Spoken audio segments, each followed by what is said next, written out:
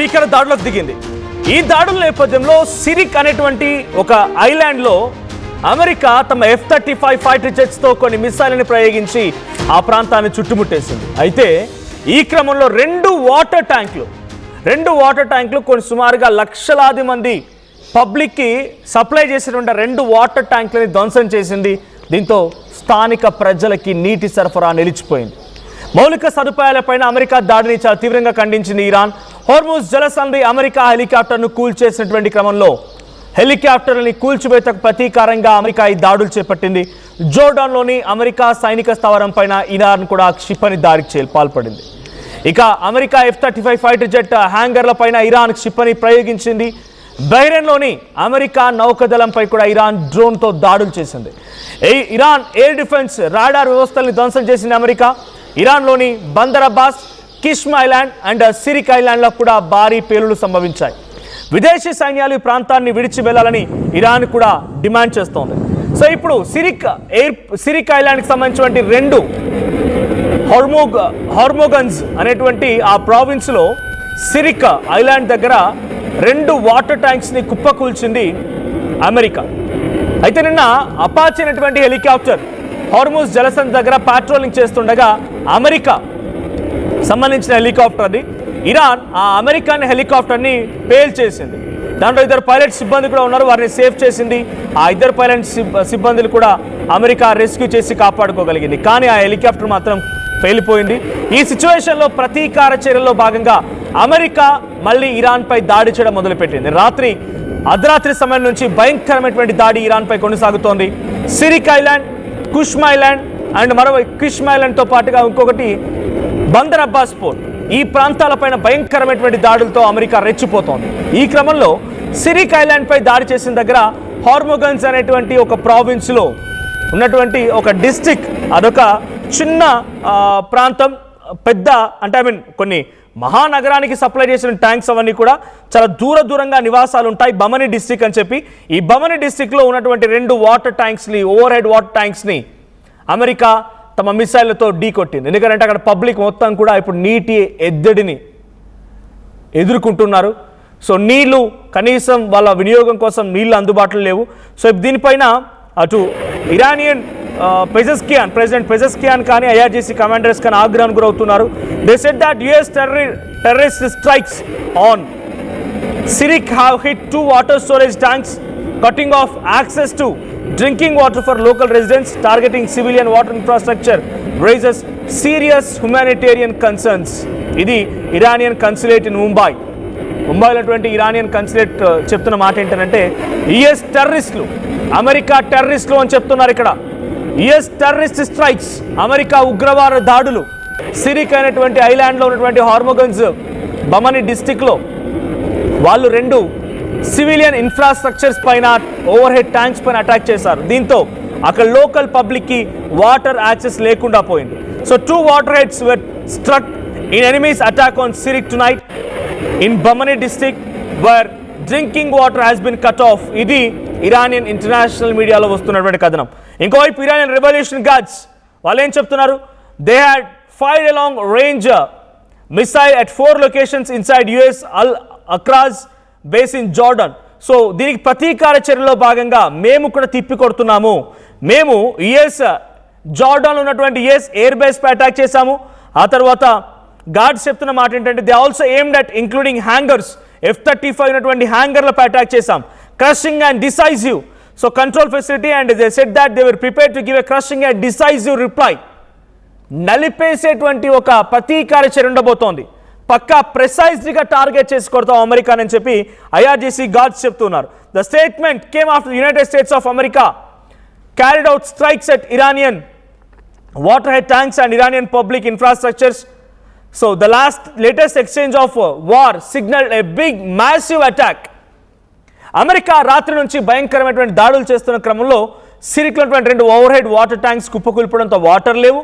దాన్ని తిప్పికొట్టేటువంటి చర్యల్లో భాగంగా మేము కూడా జోర్డాన్లో ఉన్నటువంటి US ఎయిర్ బేస్ని టార్గెట్ చేసి లాంగ్ రేంజ్ మిసైల్ని ప్రయోగించాము. ఆ లాంగ్ రేంజ్ మిసైల్ ఇప్పుడు F-35 విమానాలని కూడా ధ్వంసం చేయబోతోంది అని చెప్పేటువంటి మాటని ఇరానియన్ మీడియా చెప్తోంది. ఇదొక హ్యూమనిటేరియన్ వయలేషన్గానే చూస్తోంది ఇరాన్. ఎందుకంటే డైరెక్ట్గా పబ్లిక్ ఇన్ఫ్రాస్ట్రక్చర్ని టార్గెట్ చేసి పబ్లిక్ని ఇబ్బందులకు గురి చేయడం ఇది ఎట్టి పరిస్థితుల్లో కరెక్ట్ అయినటువంటి పద్ధతి కాదు అన్నట్టుగా వారిస్తోంది ఇరాన్. ఇంకా కంటిన్యూషన్లో ఐఆర్జీసీ కమాండెంట్స్ ఎట్టి పరిస్థితుల్లో ఆగే ప్రసక్తే లేదు. వాషింగ్టన్ని కూడా ఢీ కొడతాం, వాళ్ళ ఉద్దేశం వాషింగ్టన్ అంటే అమెరికాని ఢీ కొడతాం అన్నట్టుగా వాళ్ళు మాట్లాడుతూ ఉన్నారు.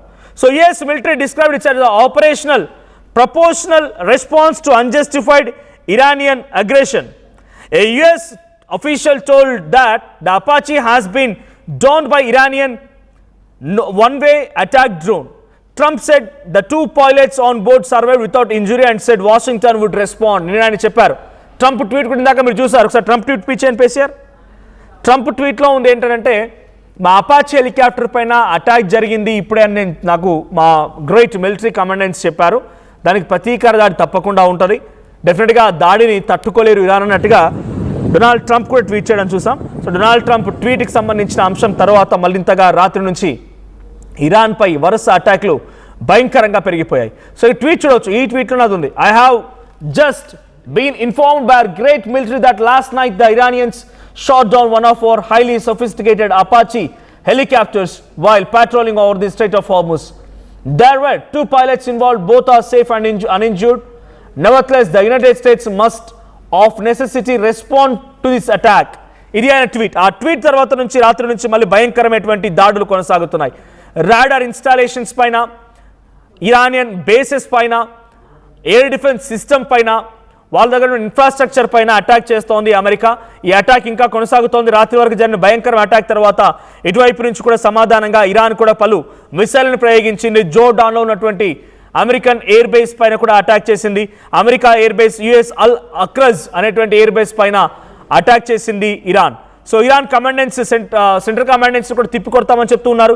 సెంట్రల్ కమాండెంట్స్ ఏమో డెఫినెట్గా ఇరాన్ని మేము అంతమొందిస్తామనేటువంటి మాటను మేము చెప్తున్నారు. సో ఇక్కడ మనం చూడవచ్చు ఇరానియన్ మీడియాలో వస్తున్న కథనం మేరకి ఎగ్జాక్ట్గా అక్కడ ఆ రెడ్ కలర్ డాట్ దగ్గర ఉండే వాటర్ ట్యాంక్స్ ఉన్నవి. సో సిరిక్ ఉండేది అక్కడే.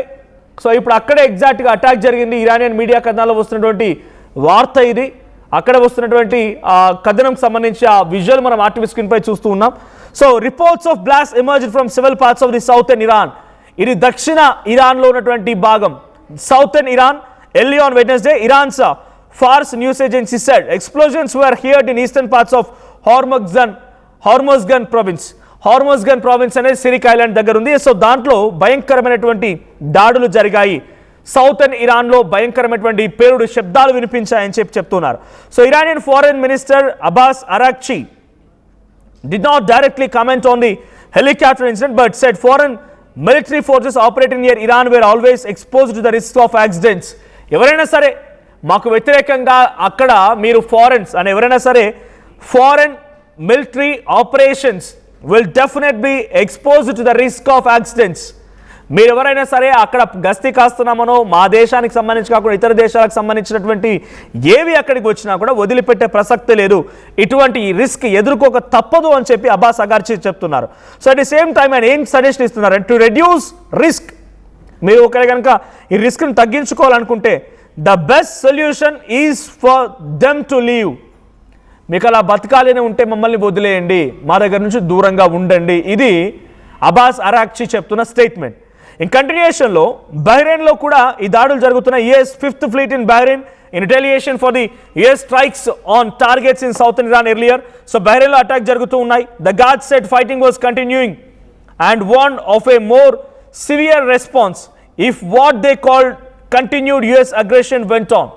సో బహ్రెయిన్ పైన కూడా యుఎస్ ప్రతీకార చర్యలో భాగంగా దాడి చేస్తోంది ఇరాన్. సో బహ్రెయిన్లో ఉన్నటువంటి ఎయిర్ బేసెస్ పైన కూడా అటాక్ చేస్తోంది. Before the US strikes, Iranian state media had quoted a military source as saying that Iran had not carried out any offensive air operations in the Strait of Hormuz in the previous 24 hours.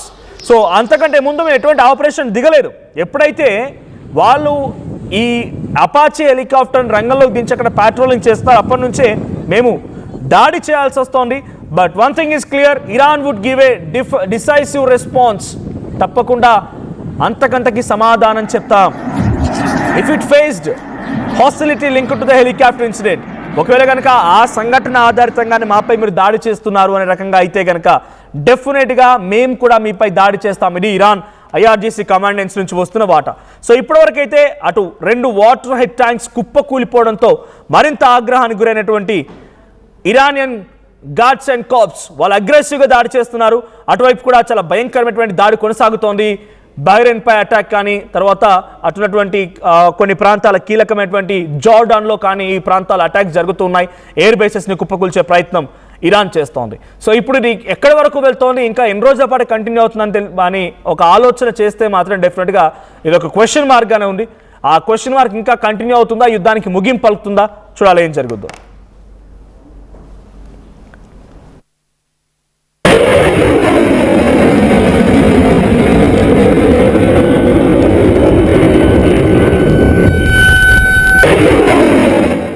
To do with Lebanon, and it has to stop. We want to get it finished. There's a report that an army helicopter went down in the strait. Can you give us an update on that? Are the soldiers okay? The pilots are fine. Yeah. And was Nobody that injured. brought it down? We are going to issue a report tomorrow, but the pilots are fine. Yeah. Sir, did you say 2 or 3 days or 2 or 3 weeks? 2 or 3 days. You'll be signing a peace agreement. No. We have a good chance of doing it. We should be able to do it in 1 hour. If you want to know the truth, it's had to do with Lebanon.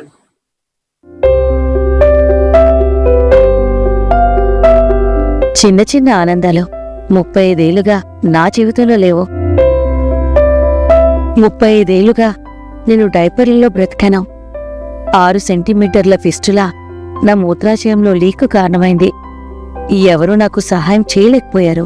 ఏఐఎన్యూలో వైద్యులను కలిసే వరకు అక్కడ వారు robotic శస్త్రచికిత్సతో నాకు పరిష్కారం ఇచ్చారు. వారు నా ఆత్మవిశ్వాసాన్ని కూడా తిరిగిచ్చారు.